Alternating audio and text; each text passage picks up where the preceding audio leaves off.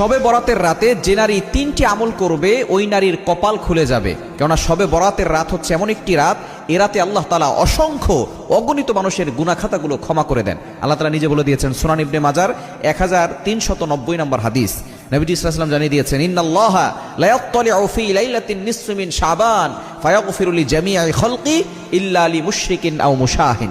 এ রাতে আল্লাহ তাআলা সন্ধ্যার পরে মাগরিবের নামাজের পরপরই আল্লাহ পাক রব্বুল আলামিন মানুষের দিকে দৃষ্টিপাত করেন, প্রথম আসমানে চলে আসেন এবং আল্লাহ পাক রব্বুল আলামিন সকলের দিকে দৃষ্টিপাত করে সকলকে সাধারণ ক্ষমার ঘোষণা করে দেন। তবে দুই শ্রেণীর মানুষকে আল্লাহ ক্ষমা করেন না। এক নম্বর হচ্ছে যারা মুশরিক, আল্লাহর সাথে শিরিক করে।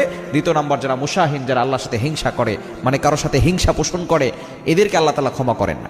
এজন্য এই দুইটি কোয়ালিটি থেকে আমাদেরকে দূরে সরে আসতে হবে এবং নারীরা, মা বোনরা 3টা কাজ করবে।